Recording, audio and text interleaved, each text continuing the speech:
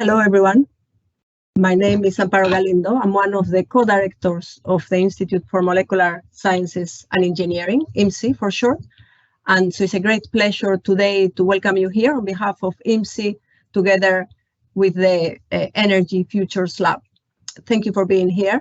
It's a pleasure to welcome you to the launch of our latest briefing paper on safe and sustainable lithium-ion batteries. We are delighted that you can join us today for this very special event. Today marks the start of Sustainability Week for the college, and so it's especially fitting that we launch this paper today, in which we have looked at how to reduce the environmental impact and to improve the safety of the key components that are batteries for the transition to new energies for all of us. As you know, and you are all aware of this, we have become to rely heavily on batteries for our future cleaner energy, from the phones that we use to laptops, electric cars, and also as solutions for electricity grids. But of course, these batteries also use a large amount of raw materials, which are not easy to source and produce. And as demand for batteries grows, it's important that we take time to consider that we don't inadvertently create a new environmental problem. So IMSI and EFL got together to collect experts in the areas of batteries that we have in the college, and to really consider a life cycle assessment of these of batteries and supply chain, and really the value chain of batteries. And so we have today two of the co-authors of the briefing paper that will give a presentation for about 20 to 25 minutes. These are Evangelos Kalitsis and Laura Lander. Thank you for being here, both of you. Thank you very much for doing this. I'll tell you a little bit about each of them. Evangelos is a PhD candidate in Imperial. He trained as a chemical engineer with a specialization in process systems engineering, and his research combines environmental and techno-economic modeling to study the production, use, and recycling of lithium-ion batteries, and especially with a life cycle perspective, which is especially fitting for the theme of the briefing paper. And Laura is a postdoctoral research associate who focuses on the sustainability and techno-economics of lithium-ion and next-generation batteries.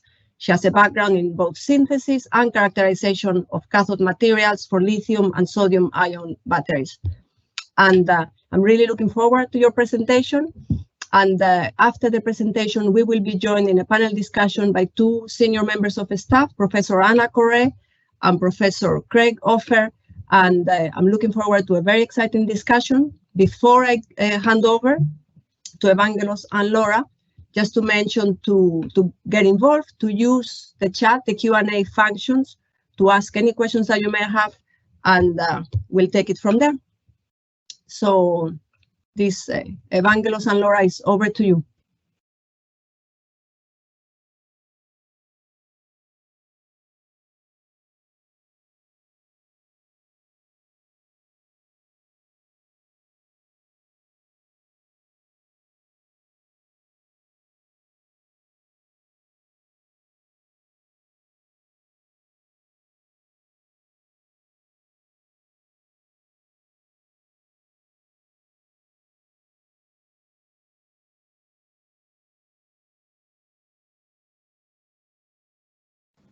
Sorry to interrupt, Evangelos, but your microphone is muted, so if you could just go from the top.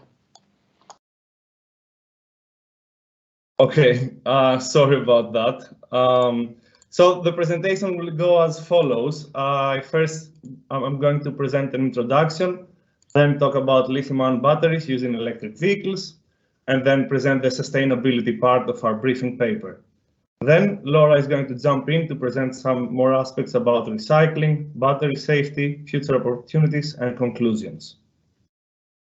Now let's start by looking at this graph, which shows that demand for batteries is expected to skyrocket. And this demand is primarily driven by electric mobility. This is the blue part of the graph. So it's evident that we need to establish a safe and sustainable battery value chain. And this goes for the whole life cycle of batteries, from materials extraction to end of life. This has been the key focus of this briefing paper, and I will elaborate further. Now, compared to competing energy storage technologies, lithium-ion batteries exhibit a combination of affordability, high energy and power densities, high cycling efficiency, and improved lifetime. And this makes them ideal for electric vehicle applications. Lithium-ion batteries typically consist of 5 key components. This is the anode, cathode, electrolyte, separator, and the current collectors. And they're often categorized based on the cathode material they include. This is what you see here. We see NCA, which stands for lithium nickel cobalt aluminum oxide, and then NMC, which goes for lithium nickel manganese cobalt oxide, with varying fractions of nickel, manganese, and cobalt in it. So these are the two main technologies for electric vehicle applications, and they're usually combined with an anode made of graphite. Now, moving on to battery sustainability, we're going to look at the whole value chain, as I said, from material extraction to end of life. Let's start by discussing ways through which battery materials are produced. And generally, with the exception of lithium, these materials are mined out of the ground, either through underground or open pit mining. And this is a process that is known to cause land use change, produce toxic waste, and also impact local ecosystems.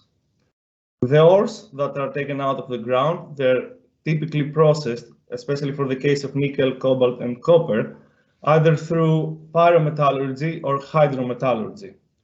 The former is known to require increased amounts of energy, which is usually satisfied through fossil fuels, while hydrometallurgy uses strong acids to leach the metals, and these acids are not the most environmentally friendly chemicals. Now let's talk briefly about lithium. Lithium mainly exists in brine form, mainly in South America, in the lithium triangle, and this is pumped usually out of the ground and gets evaporated to concentrate. And while this might sound like a more environmentally friendly process, it comes with its own sustainability concerns, such as using increased amounts of water in regions with water scarcity problems, and also impacting local ecosystems. Also, we have well-established processes for producing aluminium from bauxite ore, for example, and we have this electrolysis step, which we know it's a very energy-consuming step. Now, these are the processes that occur in a modern-day battery gigafactory. And before I discuss about them, let me just tell you that there is a step before that. This is the cathode preparation process. And what happens here is that nickel, cobalt, and manganese in sulfate form are combined with lithium in either carbonate or hydroxide form to produce the cathode material. So we go from several compounds to the single cathode material. And converting this is known to require high increased amounts of energy, and also produces wastewater, which needs to be treated further. Now, the cathode material and the anode material are coated to the foils, then they get calendared and they get dried. And the drying step is necessary because in order to coat, we need a solvent, and this solvent needs to be removed. And actually removing the solvent is known to be a very expensive process, both in monetary terms, but also in energetic terms. Now, this process sequence also is performed in a dry room, and maintaining this dry room has been found to be one of the very energy-consuming processes in battery production. Moving on to the use phase, this refers to integrating a battery to an electric vehicle and using it for several years. And we know that there are no direct emissions that are associated to the use phase, but the emissions can be traced back to electricity production. And this is a form of life cycle thinking. We don't only look at emissions on the spot, but throughout the value chain. Now, there are big variations across different locations regarding the environmental footprint of electric vehicles. And for example, an electric vehicle in China might have a very different environmental profile than an electric vehicle in the UK or France. And this is simply because we have different electricity mixes. There are also battery-related parameters that are relevant to this stage. This is the cycling efficiency and battery lifetime. And Laura is going to tell you more about lifetime as we have done some work together on this. So let me now show you a demonstration of how the battery production carbon footprint is being or will be reduced. And this is what we see here, the carbon footprint measured in kilograms of CO2 equivalent per kilowatt hour. And the first step is to go from gigascale plants from pilot scale plants, to gigascale plants. And this reduces the energy consumption and of course reduces the carbon footprint associated with it. Then we have producing more energy dense batteries, and you can see the effect by comparing the first bar with the third bar. The third bar corresponds to a more energy dense battery, and the environmental effect is immediately realized simply because we use less amount of material to store the same amount of energy. Finally, we have powering production with renewable energy and establishing sustainable procurement. And this is simply choosing materials with lower carbon footprint. And we can see the effect of those two on the graph. The green part corresponds to, for example, using European aluminium instead of Chinese aluminium to produce the batteries. And then the yellow part shows reductions achieved by utilizing renewable energy for battery manufacturing. So the key message of this graph is that battery production requires a lot of energy, but there are ways to make it more sustainable, and these are very realistic measures that several manufacturers have been committed to. Finally, battery recycling is also a way to reduce the environmental impact of the battery value chain. And this is what you see here. We have the battery production carbon footprint again, which is around 133. This is slightly increased when we introduce recycling, and this is because recycling is an additional process chain that requires additional amount of energy and materials to perform. But the effect of recycling is realized when we displace the recovered material, primary material with recovered material, and we can see that this results in a 30% decrease compared to the initial footprint. Now, this graph focuses on hydrometallurgical recycling and also only discuss the carbon footprint. And there are more technologies to recycle batteries and also different sustainability aspects to consider. So now I will end my part of the presentation, and I will invite Laura to tell us more about the recycling process and the safety part. Thank you very much. So there are currently three main recycling processes. We have the pyrometallurgical process, hydrometallurgical process, and direct recycling.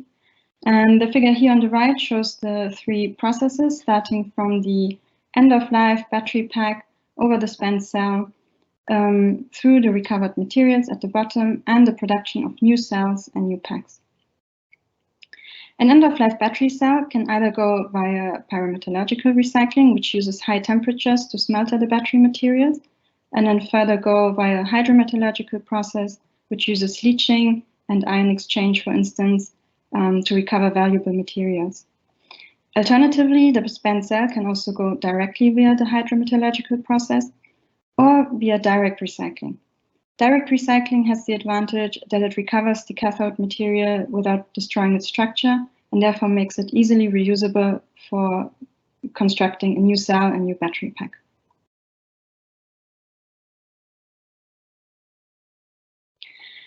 So recycling is a crucial step in order to avoid battery waste mountains and to reduce safety risks, which are safety risks and environmental risks associated to battery landfills. And moreover, it enables to establish a circular economy by feeding the recovered materials back into the battery value chain, as we've seen before. However, we mustn't forget that recycling doesn't automatically mean more sustainable because, as Evangelos said in the beginning, recycling also has its own environmental burdens. And those come, for example, from the toxic chemicals which are used during the leaching processes, or through the high energy consumption during the pyrometallurgical process. And in this context, for instance, it was shown that hydrometallurgical and especially direct recycling are more advantageous than pyrometallurgical recycling in terms of greenhouse gas emissions. However, much more research efforts need to be invested to develop more eco-friendly and more efficient recycling processes. And one of the currently biggest challenges for battery recyclers are, first of all, the large variety of cell chemistries. We have NCAs, we have NCMs, as we saw, and also the lack of standardization and different pack designs. So besides the sustainability aspects throughout the battery lifecycle, we also have to look at battery safety. And those are still huge challenges for battery researchers as well as the battery industry. And similarly to environmental impacts across the lifecycle, we also have safety impacts at each stage. For instance, throughout raw materials extraction, the miners are having risky work conditions and also are often exposed to toxic chemicals. Further, during the materials processing, we use toxic or flammable chemicals, which are used, for instance, for the electrolytes. And also during the distribution steps throughout the entire value chain, especially damaged cells and can lead to safety risks for battery fires and leakage of toxic chemicals. Further, also during the use phase, we have thermal runaway reactions, which I will explain in more detail in the next slide. And last but not least, at the end of life, degraded battery cells can lead either to battery landfill fires if they're not appropriately handled, or toxic chemicals can leak into the environment. And also recycling, as I said, is not sustainable in itself, but also uses toxic and harsh chemicals.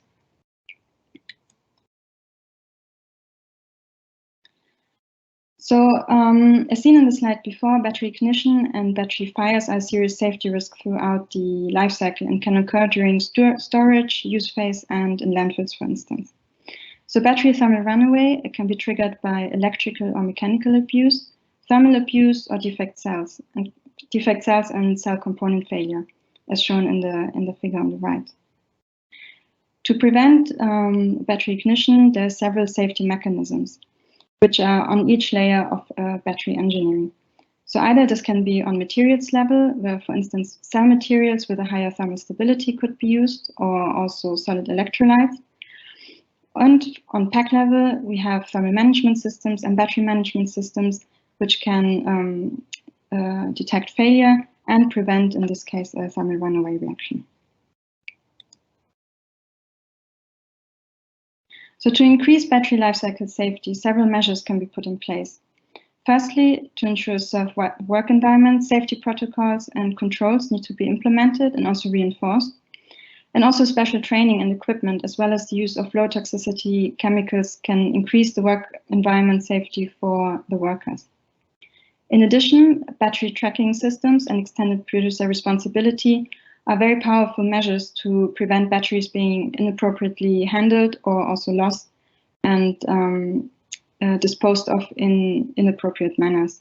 For instance, there have been recent reports of warehouse fires where batteries have been illegally stored and led to significant safety risks. Further, a standardized system for battery labeling and rigorous state of health assessments are also very important to increase the safety during the end-of-life handling.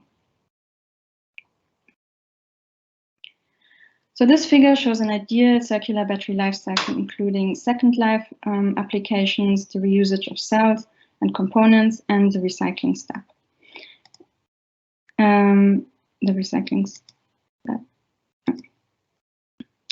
So the establishment of a safe and sustainable battery system is a highly complex challenge and requires measures to be put in place at each step of the value chain.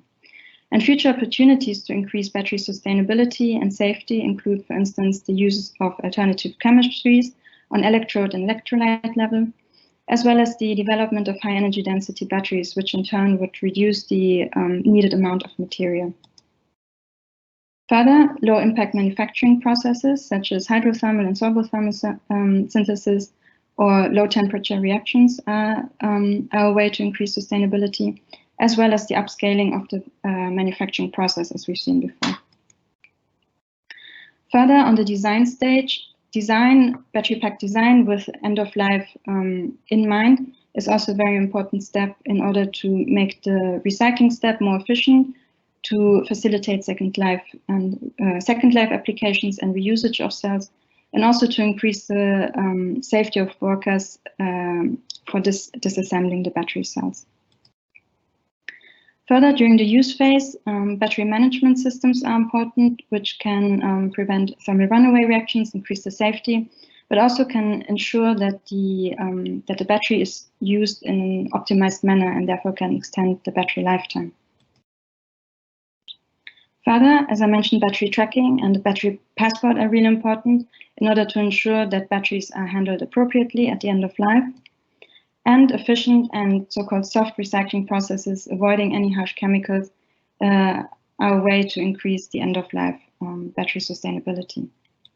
And throughout the entire value chain, using renewable energy, as well as establishing a regional supply chain, which in turn would then reduce transportation distances and also would make us more independent of other economies, increase the overall battery sustainability. So just to go into more detail into the opportunity of lifetime extension before the end of the talk. So lifetime extension is a very promising approach to increase battery sustainability, as it can compensate for the environmental impacts incurred during early life cycle stages, such as battery manufacturing and raw materials extraction. And increased battery lifetime can be either achieved through second life applications, which then go beyond the initial application in an electric vehicle, for instance. And here also battery management systems such as thermal management, which can increase the battery lifetime, are very important. So here engineering solutions are an important way for battery lifetime extension. However, also for battery lifetime extension, we have to be aware that this will lead to a slower feedback of battery materials back into the battery value chain. And we have to see how this will impact the environmental impacts of raw materials extraction. As this means we need to source more materials again for battery manufacturing. So at the end of the talk, I would like to summarize the results and the findings of our white paper. So as described in the beginning, we will see an increased demand of electric vehicles and lithium-ion batteries in the coming decades, which in turn requires more raw materials and energy. And we also saw that the battery value chain is highly global and complex, which means that sustainable procurement is, as a consequence, also highly challenging. So here, life cycle assessment is a very powerful tool to identify emission and energy use hotspots and to inform decision-making processes as how we can make a battery more sustainable. So just to summarize again the opportunities we have identified to develop a safer and more sustainable battery. So again, we have sustainable procurement across the entire value chain. Technological improvements are very important on battery cell level as well as on engineering level. low impact manufacturing processes and manufacturing upscaling, redesigning the battery cells and packs with end of life in mind, battery lifetime extension, battery tracking and passports, and also a sustainable and environmentally friendly recycling process.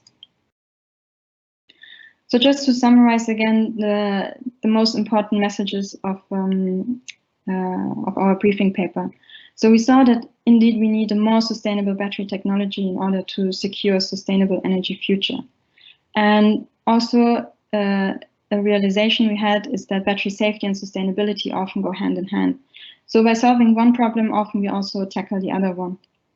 And in the end, life cycle assessment and safety improvements are crucial steps in order to ensure a safe and sustainable battery.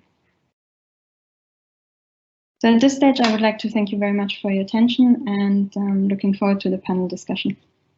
Thank you very much.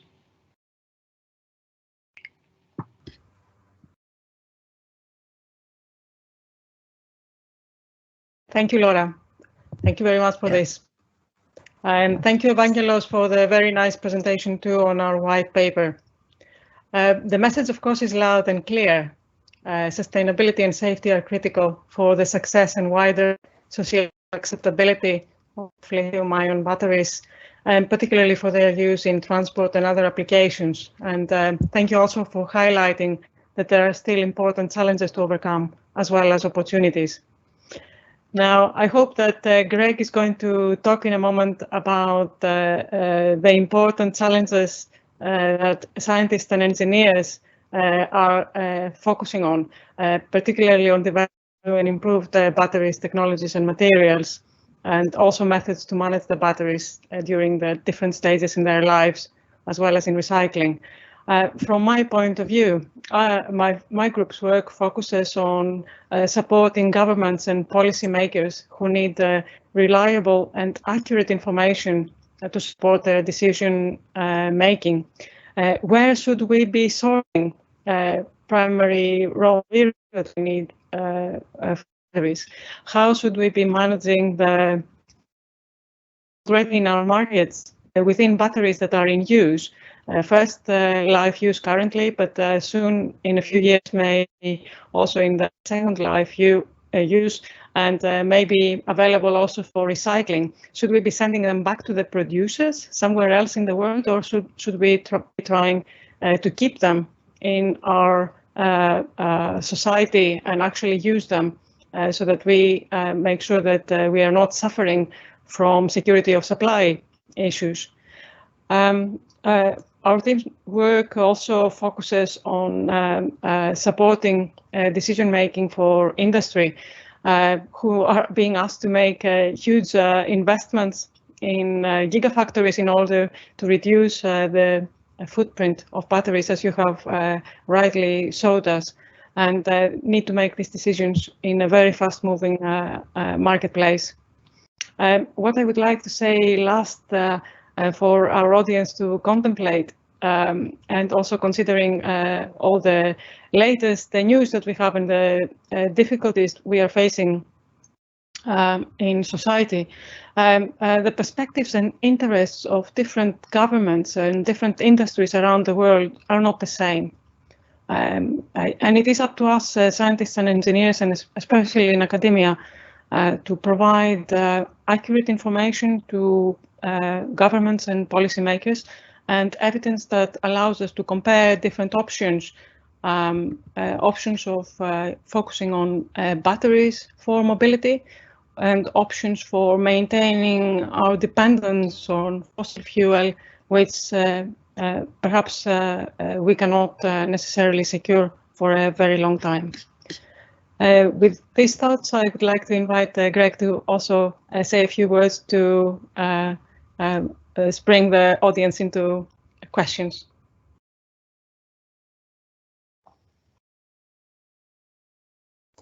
Thank you, Anna, and also thank you for Laura and Evangelos, our very capable speakers. So just to second what Anna just said, we need to move more rapidly away from burning fossil fuels in combustion engines. We know this is already causing an environmental catastrophe. However, we must not trade one environmental disaster for another, particularly if we are already aware of the potential for negative consequences. We know electric vehicles reduce emissions from the vehicle and they improve air quality where they are used. And in most countries around the world, they already reduce emissions overall. However, all of the technologies, not just batteries, required for the energy transition, require materials, which have to be dug out the ground, products to be manufactured, which require energy, and they have to be disposed of at the end of life. This must all be optimized, both to maximize jobs, wealth creation and economic development, but also to reduce the negative environmental, health and societal impact. So in my group, we do a lot of work on the engineering, trying to translate the scientific understanding of how a battery works and then communicate that with the engineers.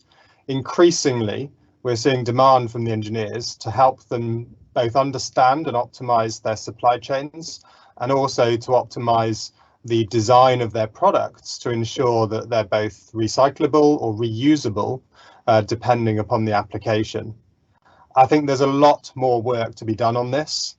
Battery demand is growing exponentially. We're expecting what is probably already a many multiples of $100 billion industry to probably become a multiple trillion-dollar industry by the end of this decade.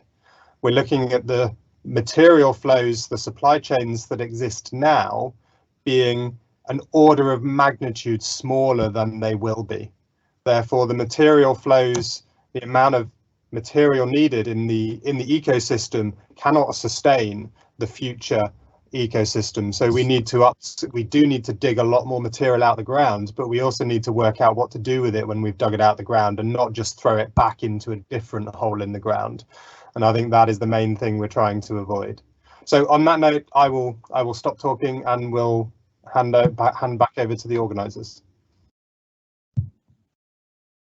Thank you. Thank you for an excellent introduction, Evangelis and Laura, and thank you for the summary remarks. That is, really exciting and really interesting. I think I will start with taking some of the questions. I have quite a few of my own, but I'm going to let's see what the audience, they probably know a lot more than me. So let's see, there's really a lot of debate out there. So that's very interesting. Let me start with the first one. Andrew Goddard asks about biological methods for recovery. I don't know who wants to answer that. Yeah, I can answer that. Yeah. Thank you, Laura. There are research efforts to develop biological recovery methods for batteries. However, those are still in the very early development stages on lab scale. So it's not really an industrial process at this stage. And we are more, or in industry, we see more the pyrometallurgical and hydrometallurgical processes I've described before. So there are pushes towards biological methods, just because they avoid harsh chemicals and are less energy intensive. But as I said, it's the very early stages. Mm-hmm. And I guess in terms of challenges for biological recovery, because it sounds, like really a very good idea. When I saw the question, I thought, yes, actually that could really help the very intensive process of recycling the battery. So what are the big challenges for, biological recovery, for people that might want to go into that research area? That might be a difficult question, Laura, or maybe someone else wants to answer that. Yeah, Greg, go ahead. I can probably comment. So the biological methods, without having done a comprehensive literature review of my own to be up to date on the topic, I would imagine the challenges are that once you've got metallic ions in solution in an aqueous solution, then a biological method may be appropriate, but there's a lot to be done before you get to that point. And some of the other materials in the battery are likely to be highly toxic to any biological organisms. So until you've got a relatively clean metal ions in solution, then there's a lot of steps before you can even begin to consider using biological processes. Yeah, that makes a lot of sense, actually. I had completely imagined exactly what you described, an aqueous solution with the ions, and I thought, yeah, that sounds like a really good plan. Of course, that is difficult to get to that point. Okay, let me pass you the next question. Nicole Melchak asks about recyclability, of which you have talked a lot, and clearly it's a big issue with the batteries. And I think we're all glad that of course in the life cycle analysis is about how much energy do we use recycle. Of course, how much energy to make them, and then how much energy to recycle them. So on recyclability, she asks, do you think many organizations would go for standardized cell designs? And she says, she imagines there will be a lot of IP issues related to, of course, sharing information would be ideal, but how are we, what are the best ways to progress that? And again, Anna, maybe I can have a yeah, thank you. Yeah. So, of course, the design of batteries is very important, but then a lot of teams are working on developing recycling methods that are not so very specific on a particular type of battery. And the other consideration is that, of course, we have not had very many batteries available for recycling, because really the recycling will be a lot more efficient when we have substantial amounts, which will actually help us to reduce significantly the cost of recycling. So I don't think that really the competition between the IPs is so much on between the industry companies. It's not so much on their own technology and trying to not really reveal it so that recycling can progress. I think they are a lot more focused on the performance of their product during its use, rather than how it is going to be performing during recycling. But definitely the focus of the recycling community is on developing methodologies that are going to be applicable for a wider range of batteries, rather than just one specific. Yeah, I can add something. So I would totally agree with Anna. I think because of the behavior of the cell manufacturers and users that Nicole, essentially you're right, they don't want to get trapped into having to manufacture their competitors' design. This means the recycling industry is having to take a form factor or even a application agnostic approach. Basically they'll take anything because they have to take anything. In the future, we're talking decades away, we may be able to optimize the system, but our own research in my research group demonstrates that nearly every battery cell design, pack design, product design is very suboptimal. So there are huge opportunities over the next decade or two to design far superior cells and products based around those cells. So if we locked in now, we would be foolish.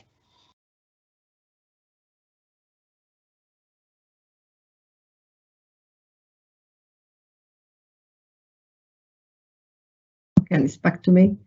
There was a related question. I think this is a short answer, but so related question is, what is the current status of large-scale battery recycling? Is it on an industrial level? I think from what you're saying, the answer to that is yes already. But so actually the answer is no. Anna, go ahead.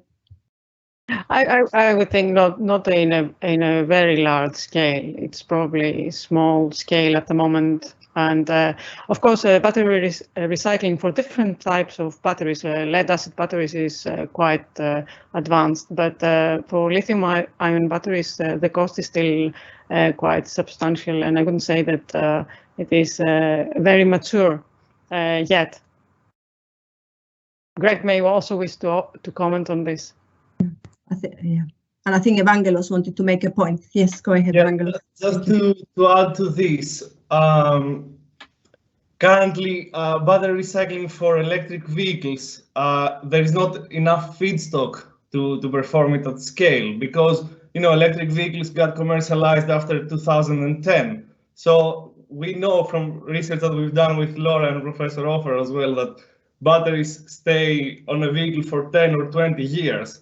So it will take a while until we see large amounts of feedstock available for recycling. Yeah, this is actually this is. Sorry, I'm just waiting for my screen to go red. This is a big challenge from a marketing and a PR point of view, because actually you know, we're selling a lot of electric vehicles, and that's going to go exponential over the next decade. But the lag in investment for building the recycling facilities necessarily has to be about 10 years behind, because we have to wait for those waste streams to be there. Otherwise, there's no point building a factory if you're not, you know, a recycling facility if you're not going to use it for 10 years. That leaves the industry open to a lot of criticism that, well, how can you guarantee these processing sites are going to be built? How can you ensure that that investment is going to be made? So a lot of it's got to be based upon trust, unless government provides those guarantees.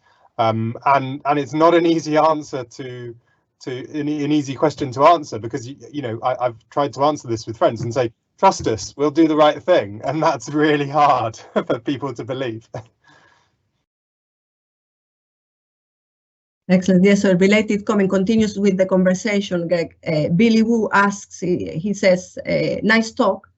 Can you provide perspective on cost effectiveness of the different recycling approaches? I think it's exactly what you're saying. So maybe you can give us a bit of an insight there. It says, do people make money from recycling, and which is the most cost-effective approach? I would let Laura answer this one. It's a good idea. Thanks. Yeah, to answer Billy's questions, and also to get back to what Greg said before, people don't make any profit from recycling right now because just the scale is too low. There's no economies of scale.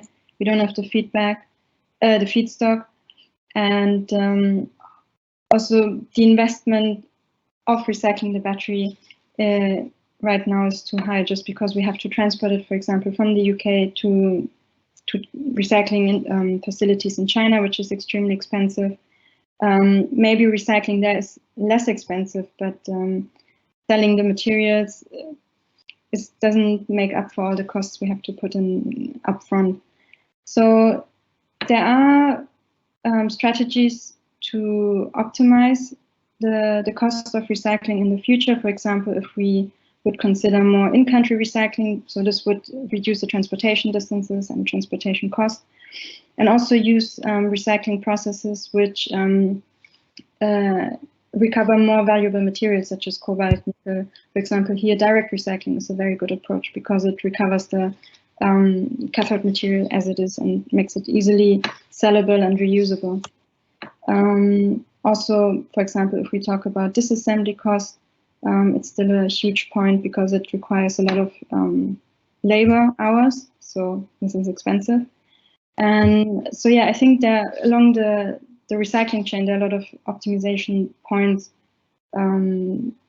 which will come into play as soon as we have the economies of scale, if we have the feedstock of batteries to have a large-scale recycling industry. Yeah, if I may chip in as well here. So as you probably have heard in recent months, some of the producers are actually planning to integrate recycling within the production process, which is a lot more promising. And it depends also how the crediting for the recycling activity works. Because if people are trying to make money out of the recycling and we see it as an isolated element of the value chain, then this probably is not going to ever make a very large financial benefit. But if it becomes part of the production process, if it is a requirement, a legal requirement to actually recycle those batteries because they cannot be dumped, then it becomes, instead of a problem at the end of the pipe to do something with the batteries, it becomes actually a solution that is providing an income for the companies who are actually integrating the recycling within their production process. And we hope that this is what we're going to convince people to do. Having seen that the footprints of nearly all the environmental impact categories are improved substantially. 11 out of 13 that Vangelis has recently evaluated show significant improvements. And maybe he also ought to comment here, Vangelis, if you may, on the differences that we see when recycling takes place in different parts of the world. how things work out.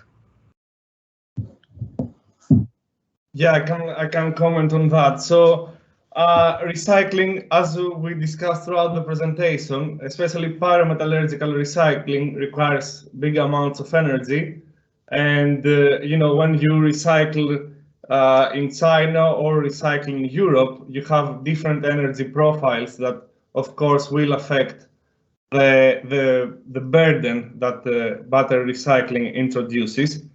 But also, recycling displaces primary material, and a material in, say, in China again, compared to a material produced to lithium produced in Latin America, will have different environmental profiles, and this also causes a difference in the benefit, the overall benefit of battery recycling.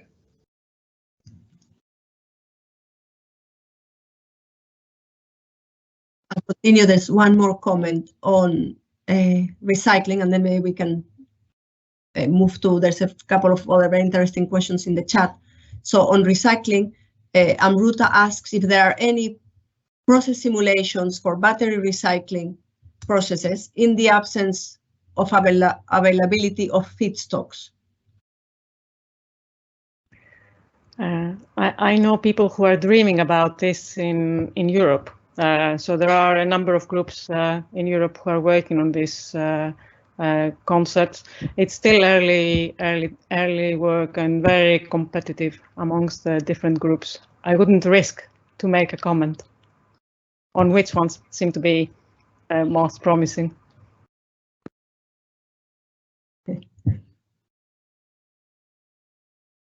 Very interesting. So changing topic slightly, there's a comment in the chat on solid-state lithium batteries. Can you comment on their sustainability, and are they safer or less safe than the current lithium batteries that we have, the ion batteries? I don't know who wants to answer that. Evangelos, sorry. I can have a go on that. So solid-state batteries usually have improved, like say we commercialize solid-state batteries tomorrow, they will probably have improved energy densities, and the research has shown that when you have an improved energy density, you use less amount of material, and this is very favorable from an environmental perspective. But as far as I'm aware of, they haven't reached commercial level yet, most of the solid-state batteries out there. Yeah, I'll briefly comment on solid state. So the solid state batteries, they as Evangelos has said, you know, they haven't reached volume commercialization yet. They are on an upward trajectory, but it's going to take many years before they are even in a position where they're competing, before they even get a chance of displacing incumbent lithium-ion. So there's a lot of hype. So I think we're talking about, you know, 10-year time lag between the sort of like the volumes of lithium-ion batteries reaching recycling. Obviously, power electronics, laptops, you know, power tools, whatever, those volumes are already being recycled. But for solid state, we're looking at 10 years before the volumes are significant at best. So 20 years or more before you have to start recycling significant volumes of solid state batteries.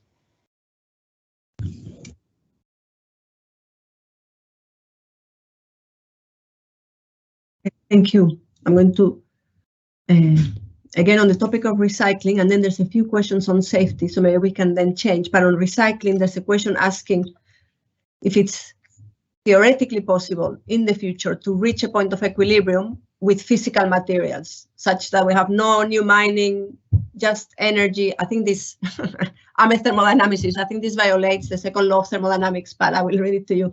No new mining, just energy to move the storage materials in a circular cycle.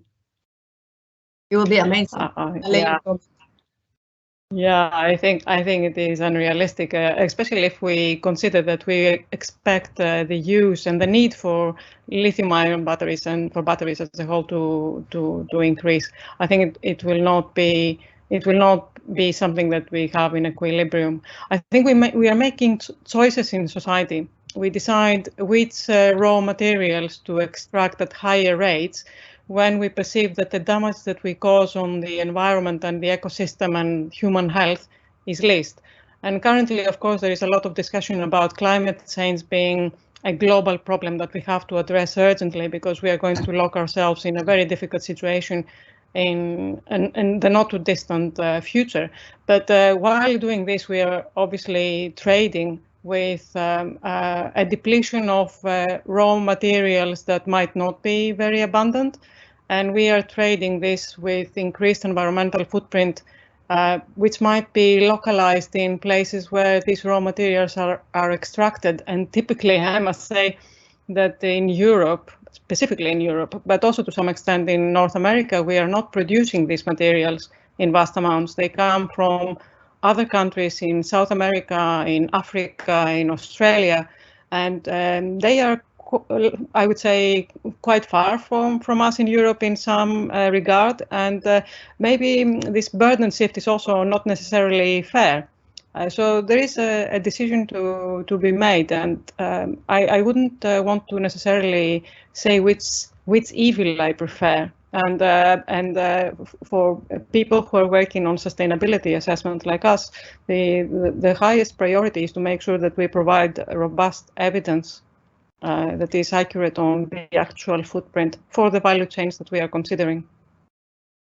So I'll say some words. So, I mean, we're often impressed greatly when scientists mimic nature, and nature is the world's best at circular economies. The water cycle, the carbon cycle, they've been, some of them have been running for billions of years, not just millions. So we need, as a species to learn those lessons. Otherwise we learn the hard, we should learn it the easy way, which is by understanding the science and believing our own evidence before we have to learn the hard way from the unintended consequences. I think we should be striving towards as close to 100% circular economy as we can. It is theoretically possible if you're talking about material flows, as long as you've got a continuous input of free energy. Otherwise, yes, you're violating the laws of thermodynamics. But as long as the sun is burning, then we have a source of free energy, so we should be able to do it.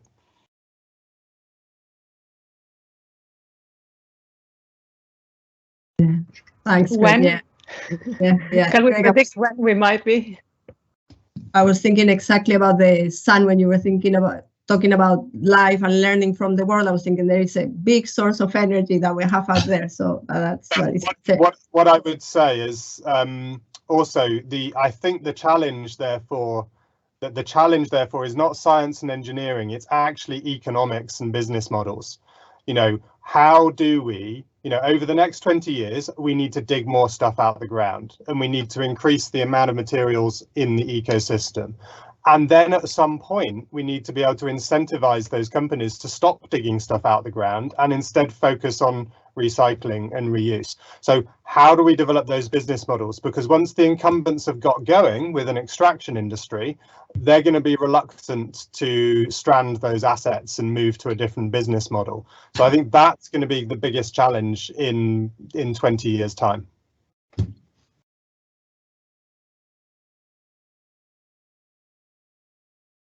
Thank you, Greg. Yeah, that's a very fair point, and it links very well to a question that has, just arrived. Clement Chung asks, what is the size of the global market for each life cycle sector related to the battery supply chain? So I think it's exactly what you're talking about. Economics are really the key, and doing this life cycle analysis as you have done in the paper. He says, a key question for governments and policymakers, especially at the local government level where he works, is how green jobs can boost local workforce and economic development opportunities for our communities. For example, we are heavily recruiting lithium battery recycling startups as part of a regional economic development strategy. I don't know if you want to comment further on that, any of you. Laura, I don't know if you want to comment on that one. No.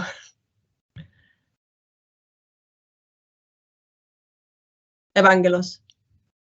Just regarding the global market for each life cycle stage, I mean, we have the production stage and the materials production stages, which, I mean, they're quite big. I mean, producing nickel, copper, lithium, all these industries have been quite mature. Then I would say we have battery production industries, which they exist, and there is also huge amounts of investment in producing batteries. So we're going to see in the next 10 or 15 years, we're going to see many plants come to the pipeline. And then regarding recycling, the industry is not there yet. So there are companies which raise funds and try to establish sustainable recycling operations, but they're not commercialized at scale yet.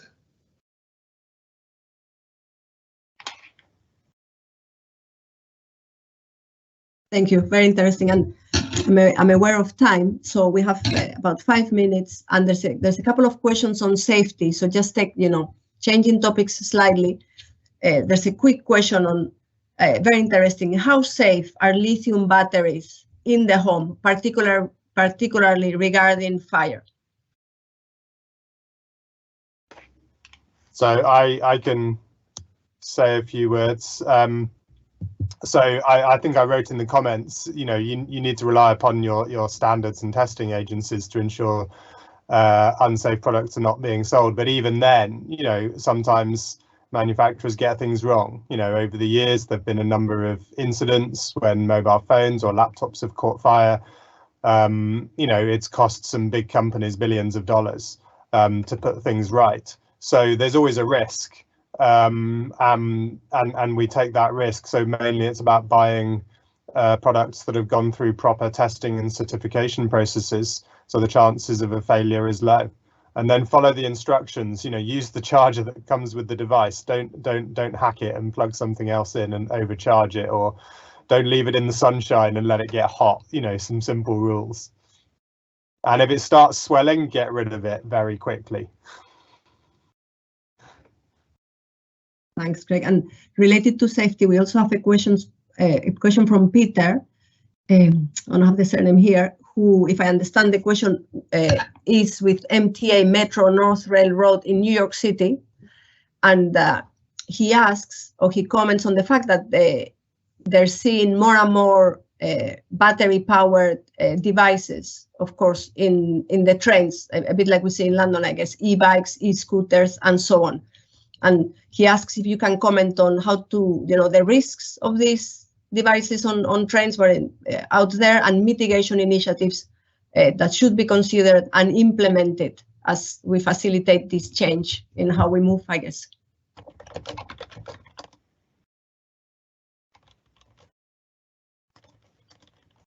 I don't know if anyone wants to take this question.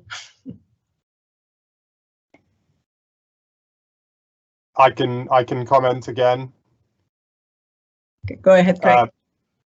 So yeah, I mean, again, it's reliant upon safe products being sold. I would say, in a public space where you have customers who can bring whatever they like with them, then it's going to be really challenging. So I think, focus on the things you can control rather than things you can't control. So staff training, understanding what the consequences are, how to clean up, how to protect the other customers. I would focus on the things I could control rather than things I can't.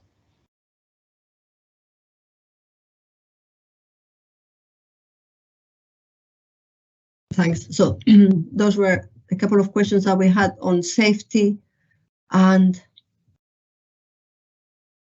discussions. We're back to recycling. Let me maybe ask you a final question. Can you comment? So we talked quite a lot about recycling. Can you comment on the potential of life extension of batteries? What technologies are there, and what is the potential of that? Vangelis, do you want to answer that one? Thank you. Yeah, so I think there was also a question related to that about recommissioning the battery. So lifetime. So when a battery reaches its end of life in an electric car, it has 80% of its capacity left in it. So giving it a second life is very favorable from an environmental perspective, and people should try to do that. And this should not be confused with recycling the battery, because even if you use it for a second life, then eventually it can be recycled. So this might cause some kind of time lag between when the battery reaches end of life and when it gets recycled. But they're both favorable process, second life and recycling, and they can also occur at for the same battery. And like there are many ways to extend the life cycle. I mean, they can be used in lower like power applications, such as energy grid storage, for example. And we have listed several ways in the briefing paper, actually. Yeah, I think there are also a lot of engineering solutions which you can use to extend the battery life cycle or lifetime. And also, it really depends on how you use your battery in your car, for example. Like, how do you charge it? What are the environmental conditions? So there are a lot of factors which play into battery lifetime. But yeah, a question which comes more and more often now is again the time lag of a second life for a battery and feeding the recovered materials back into the battery value chain. And I think especially now that the production or the demand for lithium-ion batteries is so high, I think it's really a big question if it's worth having a second life for batteries or if it's better if we recycle them immediately.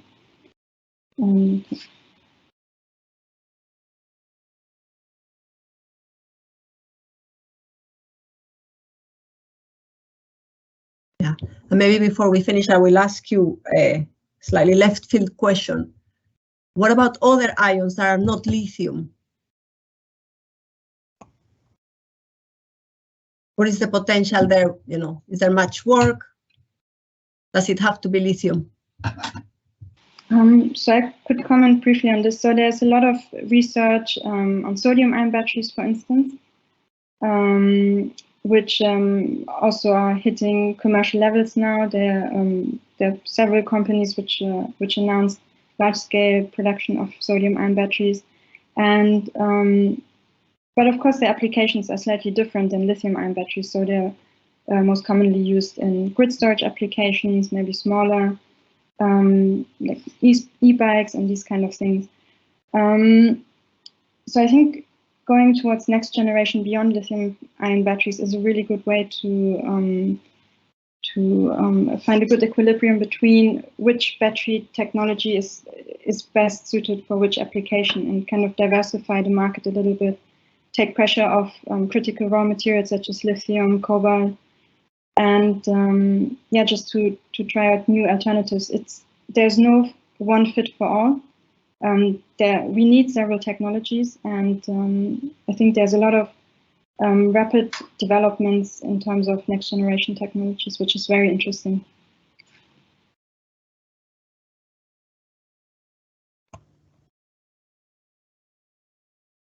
Fantastic. Thank you, Laura. That was a very nice summary. I don't know if you want to make any last final remarks, any of you or each of you. If this was, I found it really interesting. Do you have any final comments? No. Okay. Okay. So with this, then it's back to me. So I would like to thank you, the panelists. First of all, Laura, Evangelos, Greg, and Anna, thank you so much for being here. Thank you for the amazing work in putting the briefing paper together. I've read the pre-draft. The rest of the audience, thank you very much for joining us today and for joining a really exciting discussion. You have a link to the briefing paper in the chat. I hope you can see it. If you have any difficulty accessing, contact the Energy Futures Lab or the people at IMSI, and we're happy to deliver it to you. And other information from me is just to tell you that, as I said at the beginning, we are on the Sustainability Week in the college, and so there will be plenty of events. So please visit the webpage of the college, imperial.ac.uk/sustainable imperial, and follow there the many activities that are going on this week. And in particular, on Wednesday, IMSI and the Transition to Zero Pollution Initiative will host another panel, this time on the topic of air pollution in London. So this affects all of us in college, and I think that will be also very exciting. So join us if you can. And this is all for today. Thank you so much, everyone, for participating, and I hope you've enjoyed it. Bye-bye.